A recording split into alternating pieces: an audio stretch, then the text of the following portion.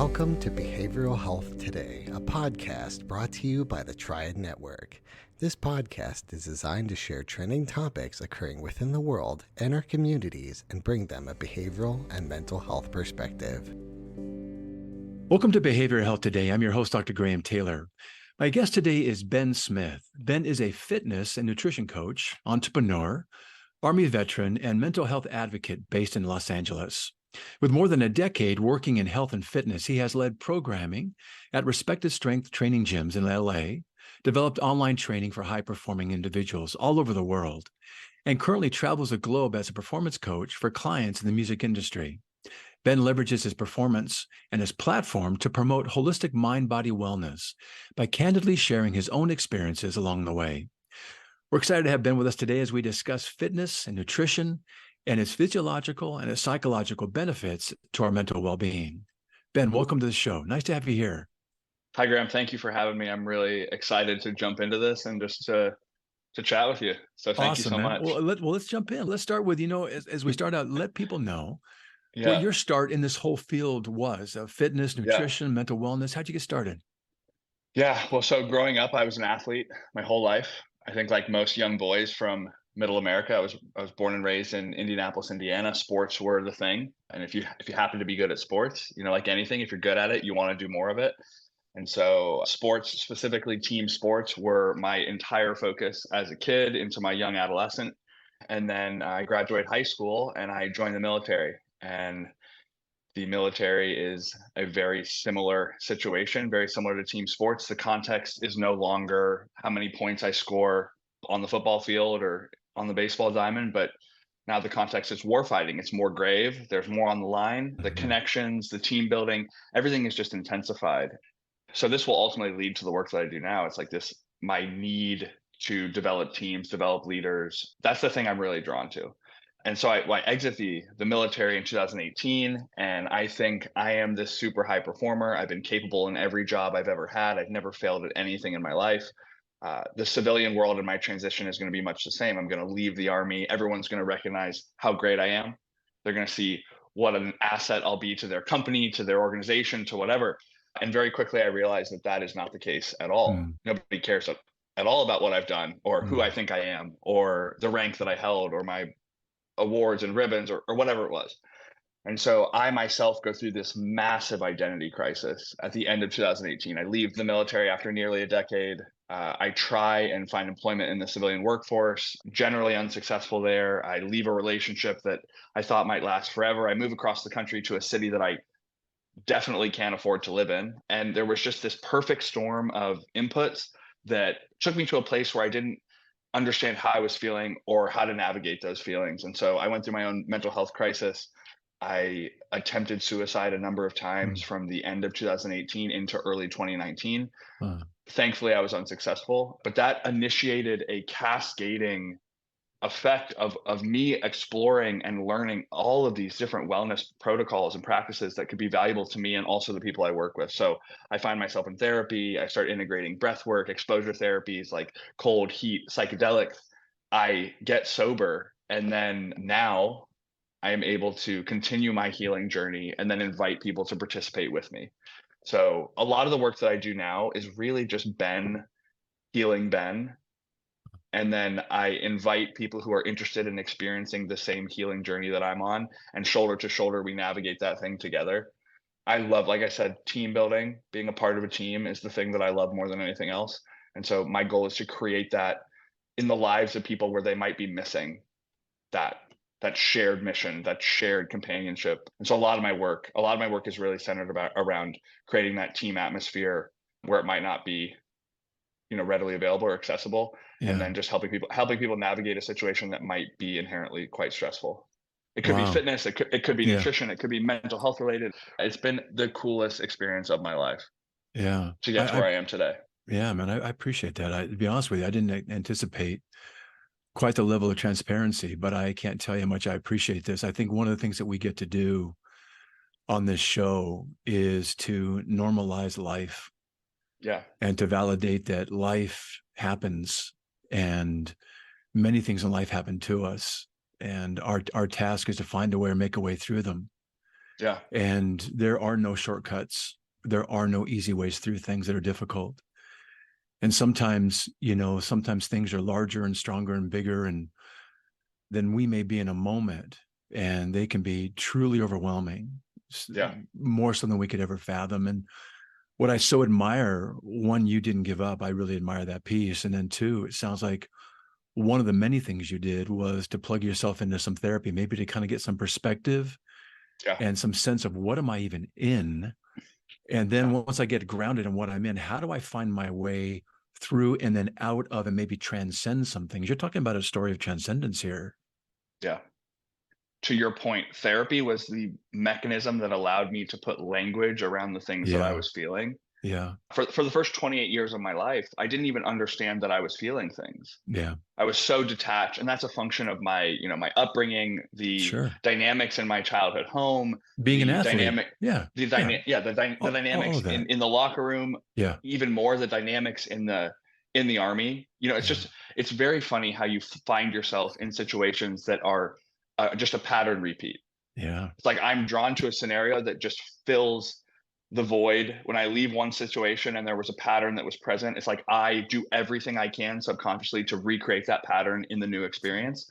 That's right. And so I just found myself in places where everything kept, mirroring that past experience. You talk about transcendence. It was like I was transcending one less than optimal experience into another less than optimal experience, into another less than optimal experience. And they were Right. compounding in a way that led me to this ultimately this like critical mass. I said perfect storm before, but this critical mass Yeah. where I wasn't even connected to who I was as a person. Yeah. I wasn't connected to the things I was experiencing internally or externally. I don't know where I was for my Yeah. 20s. And then really I owe a lot of this to a small group of people that were like the people that I had in my immediate circle during these times of really having a lot of problems. And I found specifically somatic healing work. I found Yeah. a therapist who was a student of polyvagal theory Mm-hmm. and understanding how the body is truly the driver of all of this healing. The You goal bet. was autonomous autonomic nervous system regulation and Yeah. learning how to just calm myself down.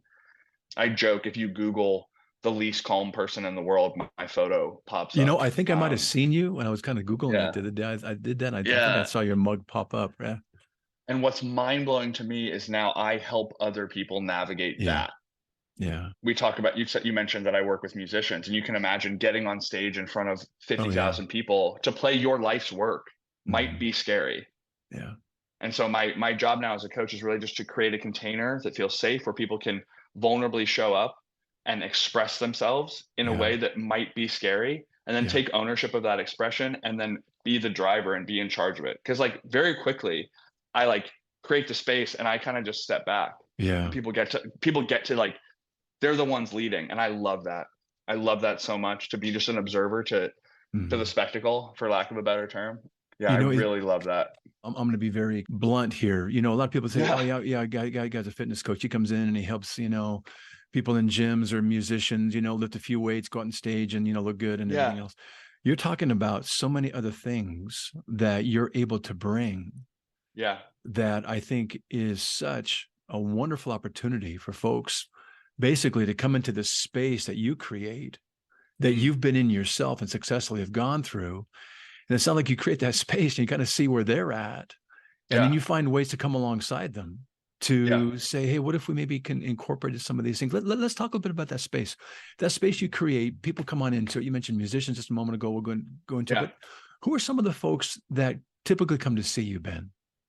It's a lot of founder type people. So people who are incredibly busy, Okay. devoted to their work, running 6, 7, 8, 9 figure operations. Their Yeah. adult life has probably been dedicated to building this thing, this concrete thing. Yeah. And they've maybe neglected their own personal wellness, the health of their relationships, Pretty imbalanced. any number of things, but it's probably very heavily weighted towards work performance. Yeah. I had a personal training business here in Los Angeles, and I was working for a couple of gyms, owned my own space, was doing a lot of work in film and television. And the film and television personality, not dissimilar to the high performing founder, Yeah. has probably dedicated a large majority of their adult and probably even childhood life to like becoming a master of their craft or Mhm. growing success professionally. So the characteristics across all the populations were very, very similar. It was like they were all in need of the same thing, and it probably more than anything was just learning how to get out of their thinking head and into Mm, their feeling body. mm, And I looked at my own experience and I was like, "Oh, in the times where I was experiencing the most stress or the most overwhelm were times where I had neglected my physical body."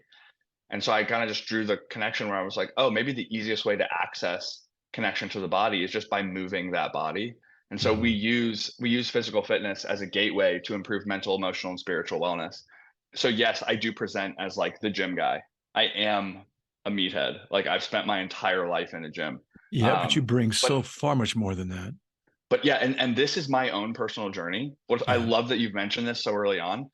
It's inherently terrifying for me to be like, hey, like I also do this other thing. yeah, yeah, I also help people navigate stressors yeah. outside of the weight room. Right. And it's this is my own growth, you know, as a wellness coach, as a mentor, as a person to step into this place that's a bit scary, a bit unknown for me. And it's doing things like this that have allowed me to do that. So I you know, in the same way that I'm working with people shoulder to shoulder. It's like this is my attempt at navigating a stressful situation with you here today. Like you're assisting me. And so I'm incredibly grateful for the experience and Mm, for the opportunity to talk about these mm, things that mean so much to me. yeah. But to answer your original question, it's mostly like really high performing creatives, Uh-huh. really high performing founders. I love the musician demographic because a touring musician mirrors my experience not only in team sport, but also in the military. Got it. Like I come in, I'm like a squad leader. I've got my little babies. I'm the mother duck. They're my chicks. We're doing this thing together, Yeah, and the frequency of performance is so similar to that of an athlete. Like yes. you can imagine a baseball player. They play baseball games, you know, triple digit baseball games in a year. It's night after Yeah, night after night after night, city it's a after city grind. after city. Yeah. It's the same thing for a musician.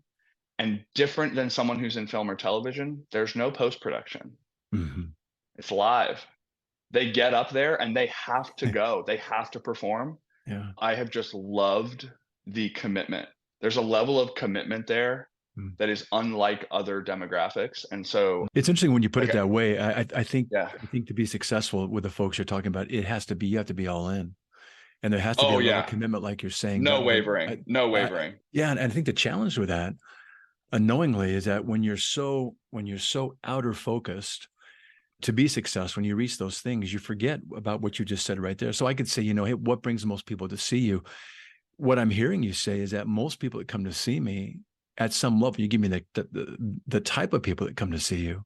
Yeah, But what brings most people to see you, it sounds like, is what you help them see is that they've gotten out of touch with themselves. They've lost for sure. connection with who they are, which is what you said your story was, and that you had to kind Yeah. of reconnect from a really kind of base Yeah. level. And it doesn't get any more base than one's vagal nerve. People don't understand that nerve runs down through all of our organs. And if we can Yeah. activate that nerve, we can bring a calm and a connection to our true self from the inside out. So you're talking about almost working from the inside out here to help people Yeah. reconnect, For sure. reintroduce themselves to themselves, and then take it from there.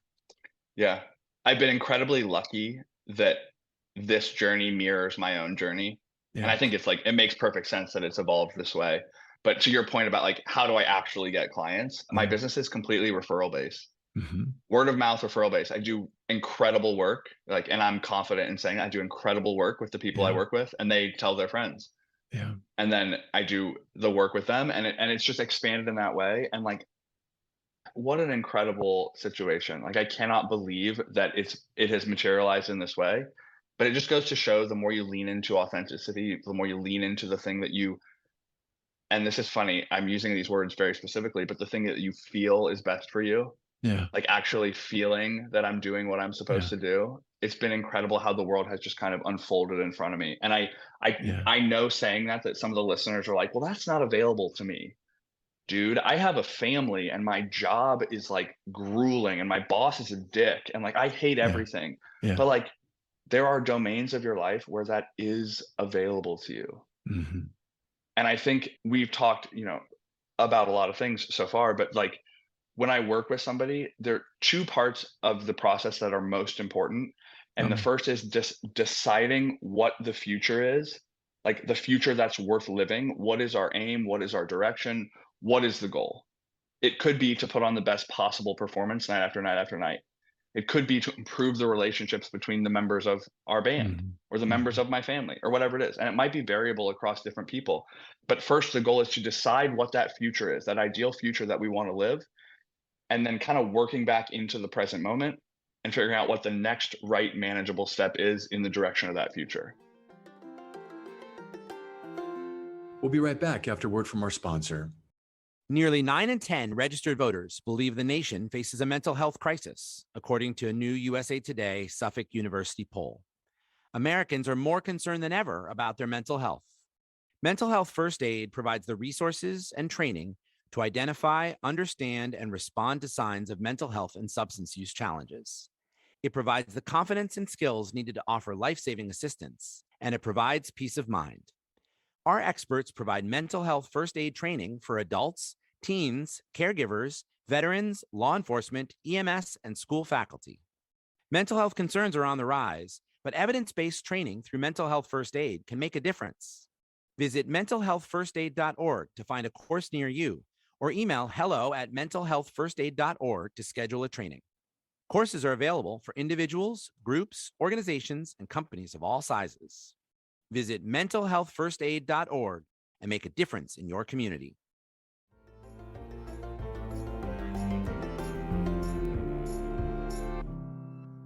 I really like that. So that priority piece, sound like you're kind of vision casting here, where you're saying, well, Absolutely. what do you want most? And you kind of set that goal, and then ideally everything you do lines up with that goal. And if you're not doing those things in line, well, then you're not focused on that priority. I know very, very personally a guy named Marv Dunphy. He's the volleyball equivalent of John Wooden, UCLA, out of Okay. UCLA back in the day. Just Yeah. been Yeah. there, done that, everything, Olympics, world, just Yeah. phenomenal man. And so very wise. He coached up at Pepperdine for a number of years, coached my son. And I asked him one time, I said, what separates the elite athletes, that very small percentage, Yeah. from the others that are just really, really, really good? And he says, those athletes that are elite, they don't do anything that would distract or deter from them hitting their goals.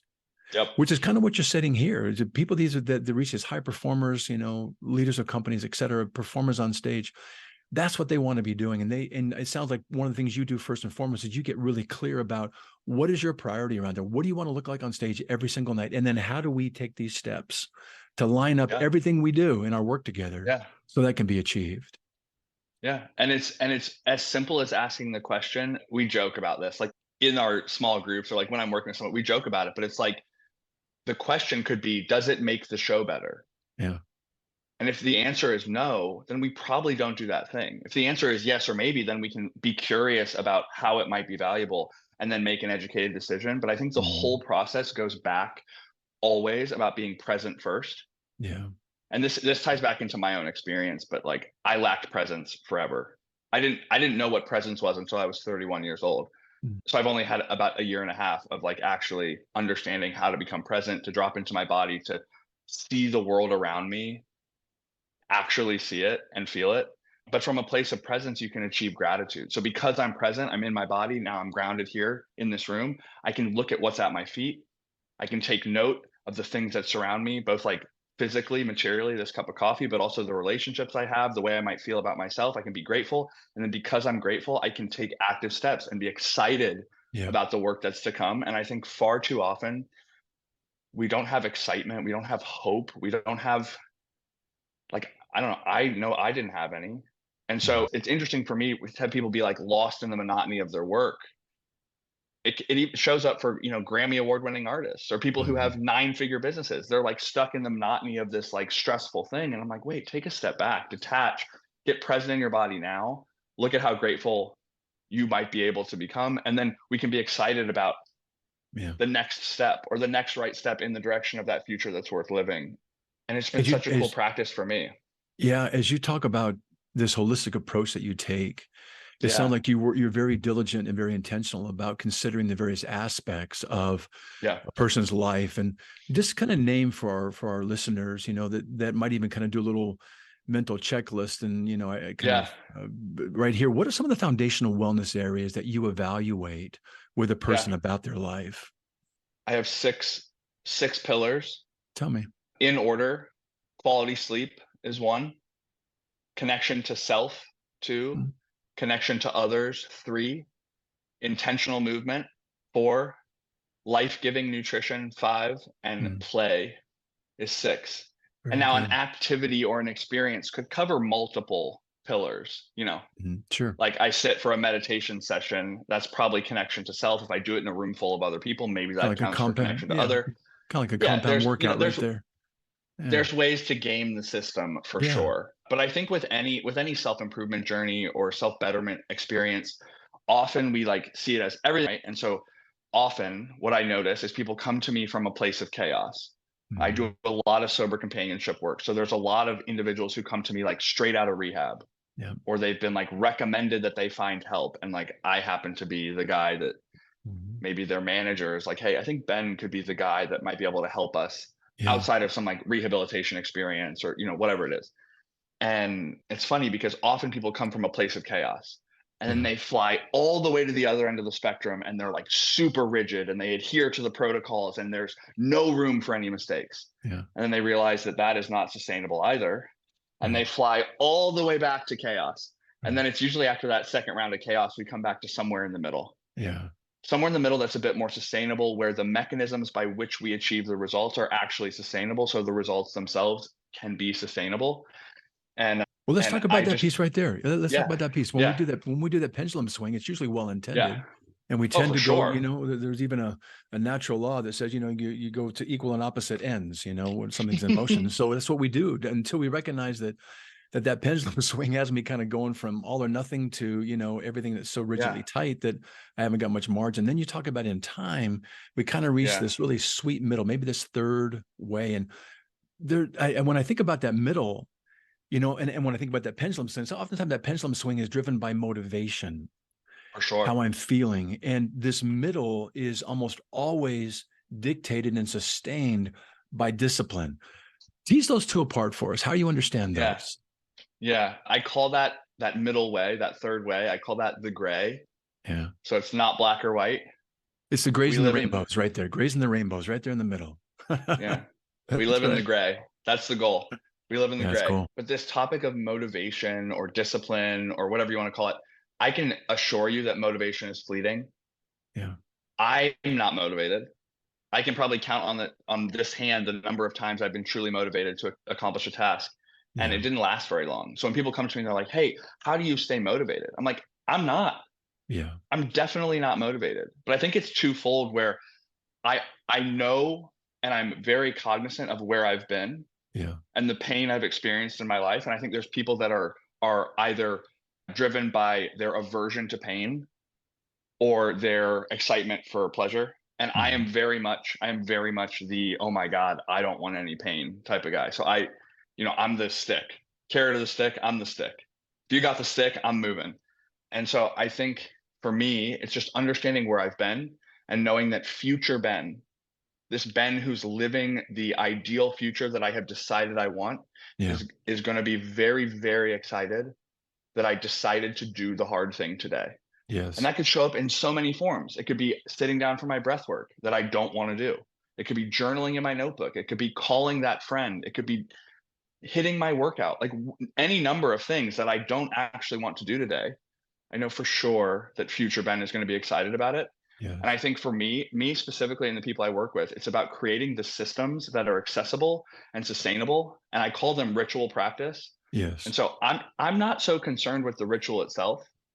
Like there are a million ways to skin this cat, but I'm really excited about your ability to repeat that ritual. You bet. And so I call it the double R, the repeat ritual. Like I don't care what it is. You do what you got to do. We're all different.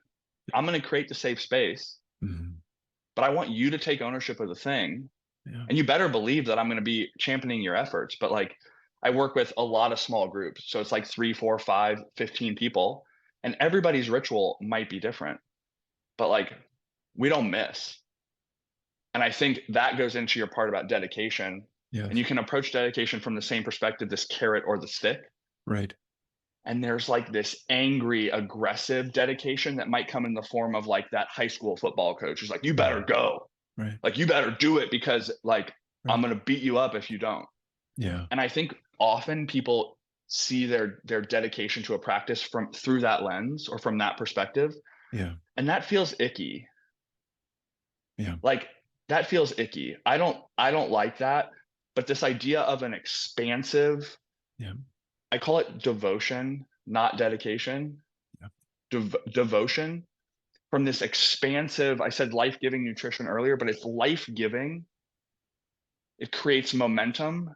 Yeah. My dedication to the practice is because I know for sure, because I've done it in my own life already, that by executing on the things that I know that I want, or that will Mhm. get me closer to the thing that I know that I want, by executing now, future Ben will be way better off. And I know that for sure.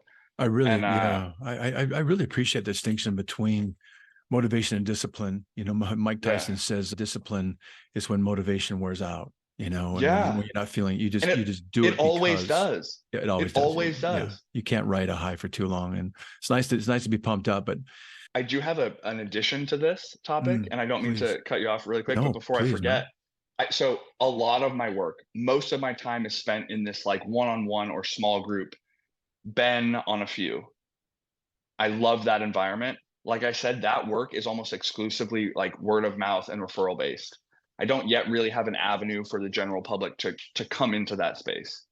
The app is for that. We'll talk about the app at some point, but that's like a more public facing, like lower barrier to entry. Hey, if you want to Yeah, do some resistance training or whatever, here's a place for you to navigate resistance training, maybe a little bit of mobility, check in with your body. Here's some breath work. Like, that's a really cool opportunity for most people to start participating with me in the work that I do. But I get asked all the time, Ben, I used to be an athlete, or Ben, I'm just starting out my fitness journey. I'm not motivated to do it. I'm scared of what people are going to think about me. I don't know where to go. And I always start with two things. First, you must be curious. mhm. You must be curious. You must be interested in something. Start there. That curiosity will allow you to not only explore one thing, but ultimately many things that might prove valuable to you. And it could be like a new way of eating, a new way of training, a new way of thinking about the world. It doesn't have to be But resistance just pick training. something and just start. Anything. Yeah, Pick anything. yeah, And then, second, once you're curious, yeah, and you take an action step in the direction of something that's novel, new, probably scary, enlist the help of an external accountability source. hmm, It can take the form of a partner, a parent, a child, yeah. a trainer. I'm a trainer, so like a trainer or a gym community. You bet. You Get bet. some form of external accountability, because in moments where motivation wanes, they will keep you accountable. And if you have curiosity and excitement around the activity and you have Mhm. an external accountability source, you stand at least a chance of participating long enough to see a positive result. I Yeah. think far too often people think that change is immediate. I'm sure you experience this in the mental health space. It's like, well, why aren't my problems going away? Why don't I feel Mhm. differently? And you're like, well, you've been in therapy for like 4 days, dude. Like, what Yeah. did you think was going to happen? Right. This is a lifetime effort. And so Yeah. the longer, I said it earlier, but if the mechanisms by which you achieve your results are not sustainable, then the results themselves are not sustainable. Yeah. So if the practice can't last forever, Mhm.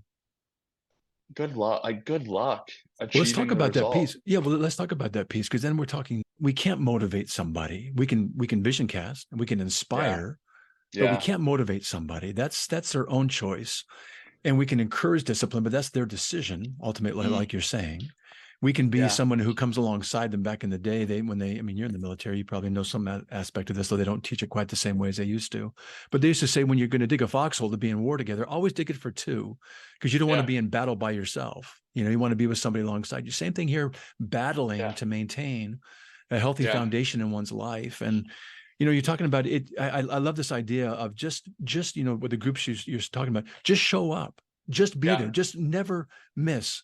The same guy I talked about, Marv Dumphy, talked about, athletes and coaches, say, well, you got to give 100% all the time, 110%. Mm, There's no 110%. And sometimes not no. even 100% today. I've got Rarely. about Rarely. 65% in my tank. And he would Yeah. say, if you got 65% in your tank, give me 100% of your 65. If you can give me that Yep. today, give me all of that. I can do that. And that's what you're describing here. Just show up, let us be together, and let's watch how good things come of that when we do. But talk about just for a moment as we kind of name those things.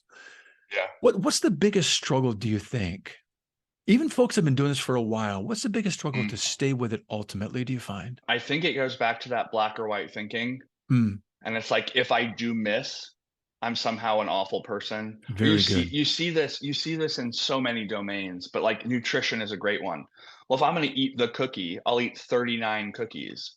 Yeah. And like, this is just an extreme example, but one of my favorite analogies is like, if you had a flat tire, Yeah. would you go ahead and pop the other 3, or would you fix the one? That's a good analogy. I think you fix the one and you keep driving. I think far too often, and I want to go back to your point about, and I said it first, but never missing. Yes. That's an extreme take. Missing takes many forms. I think the only way you blow it is if you quit. And so if you miss, that's okay. Yeah. We are human. Yeah. Tomorrow, when the opportunity to hit comes up, hit.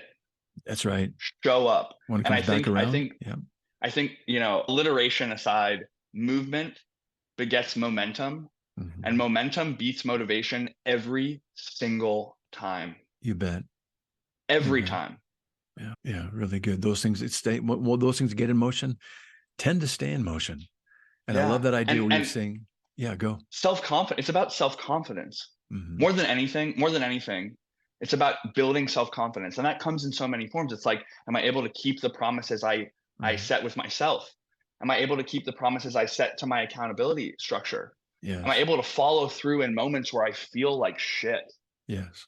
People think I have it all figured out. I screw up every day.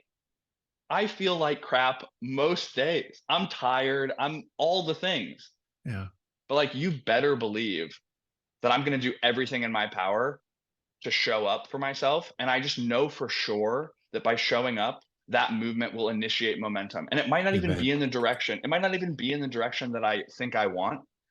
My life has taken so many different paths. It has created so much opportunity by just showing up. And I know that fitness and wellness is the context here, but like, apply it to any domain. Show up for your children. You bet. Show up for your children and watch that relationship grow and expand in a way that you couldn't even fathom. And if that feels scary or you don't know how to do it, start with fitness. You bet. That's really You know? good, man. Well, talking about Yeah. fitness, you have one way of providing accountability and kind of joining people even Yeah. kind of vicariously with your online training app, Train Yeah. with Ben. Tell us about that, Ben. So this was a special project for me. My challenge to myself this year, 2023, was to be more public facing with my work. I've always either been like a part of a gym system or like owned my own facility. And the facility itself, or like maybe the clientele that I work with, gives me a little bit of cover, Gotcha. keeps me safe. It's Ben of X gym or Ben that works with Y client. Sure. And I wanted an opportunity to step into a more public facing Ben forward coaching experience. And so the app was a really nice opportunity to do that. I aligned with a company that basically gets me, it's a really cool system. It's called Playbook, but basically if you enroll in training with Ben, you get access to all the other creators on the Playbook system. Huh. So it's such an incredible tool. There's all different modalities, yoga, Pilates, strength training, running, like anything you can imagine, it's accessible there. And because the majority of people who consume me publicly are like general population clients who are really just looking for opportunities to move their body more, Right. it was the perfect opportunity. And so Train with Ben is a very, very low cost, low barrier to entry opportunity to either do exactly the training that I do, Yeah. or a series of foundational training programs. And they include in gym with weight, at home with weight, body weight only, mobility only. And then my favorite portion is a breathwork section. And so back to the goal being achieving presence. It's like, unbeknownst to you, if you move your body, if you do the training, you'll probably achieve some presence. You might get a little more grounded. You might feel your body a bit more than you did previous. But now there's another layer where you can actually sit, intentionally navigate a breathwork experience, and maybe dive deeper into, the present moment. And I think there's a really cool way to frame it, especially with the clientele that I work with, where it's like, if you want to be the most effective Yeah. in your work, then you want to live in this present moment. Mm-hmm. Clear the fog. The best decisions are made right here. The only thing that is real is this moment. Yeah. Nothing exists outside of this moment that we're sharing right now for us. And I think that framing it in that way has been so impactful, just specifically for the clientele that I work with, just because they are so results driven. Yeah. And it's like, yo, this feeds the result that you want. Yeah. It's so good. It's so good. I mean, and the nice part about this is that this is applicable to whoever wants to employ Oh, for these sure. kinds of strategies and this kind of a grounded foundational life. And, you know, I know we're kind of rounding the bend and coming home, just kind of the end of our show today, and I could go on with you. We're going to have you back at some point I would continue love to talk about this. I would love it as well. I'm enjoying our time today. But, you know, for those listeners that are tuning in today who might themselves be navigating, let's say, a health or a wellness, maybe their own physical fitness struggle, maybe even some of the mental wellness struggle around that, give them a takeaway message of encouragement and maybe kind of just to walk away and think about today. Yeah. I often have a rotating mantra in my life. Right now I have two. I have two mantras, but one when I wake up in the morning that I say, it's written on my mirror in the bathroom. Another during my journal practice, I end my journaling practice with the second. But the first one is, I'm not afraid to be seen trying. Mm-hmm. And I think far too often, especially in these types of journeys, self-improvement journeys that might include introducing training, introducing movement, introducing a new way of eating. Eating and nutrition is a very interesting one because, like religion and politics, people often identify with the way that they decide to consume food. And so that can often be a hard one to change. Sure. But being okay with it not being perfect, Yeah. being okay being seen, trying something novel, and understanding that, like, initially, I'm probably going to suck at this. I'm going to get it wrong. Yeah. And that's okay. That's totally okay. And then the second piece of this is that in the end, it's going to be all right. Like, for sure. In the end, it's going to be all right. And if it's not all right now, then it's not the end. That's right. That's right. And so I think to, like, kind of close that, bring that all together, I'm sure you're familiar with finite and infinite games. And if not, I'll explain briefly. But so the finite game, there are players. They know they're playing the game. They know of the other players. They know who they're fighting against. There are an established set of rules that dictate how to execute this game. And then at the end, there is a winner. Both teams will know there is a winner, there is a loser.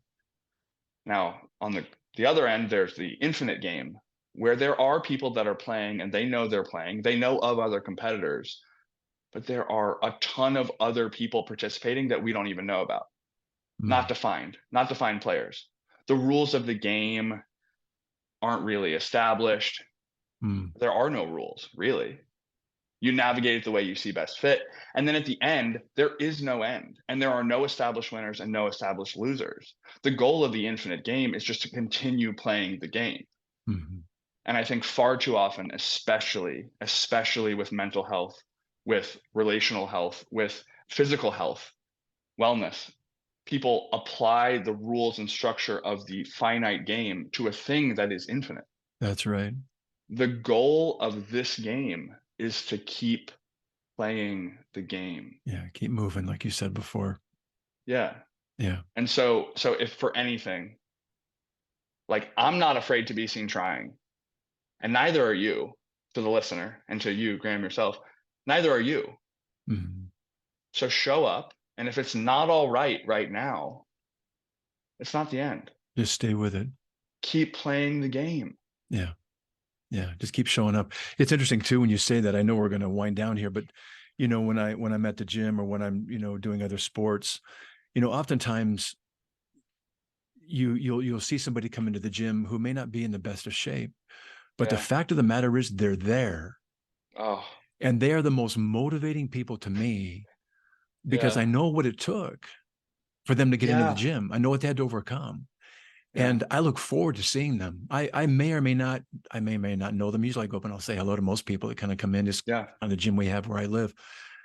But nonetheless, the fact that they're there, I look forward to seeing them because they motivate me, because I know they're going to be there. And there's something about their presence that motivates mine.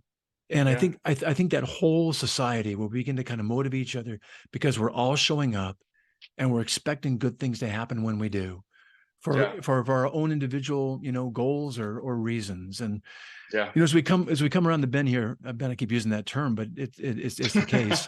I would love our listeners to be able to follow up with you after our show Yeah. today. Where can they Yeah. learn more about you, your work, your app? Give us some connections here for you. Yeah. So my social media is Ben V Smith, BenVeeSmith. Got it. And my website is the same, benvsmith.com. And then the app is trainwithben.app. You can access it via my social media, via the website, and also just at that link, trainwithben.app. The last thing I'll say is that, to your point about getting into the gym, about maybe feeling uncomfortable, we get tied to this idea that our situation is somehow unique. Mm-hmm. And you talked about my vulnerability very early on. Mm-hmm. And I am so committed to being vulnerable because I know for sure that by showing up in this way, I might allow another person to show up in a more vulnerable way Absolutely. and Absolutely. learn that our experiences are far more similar than they are different.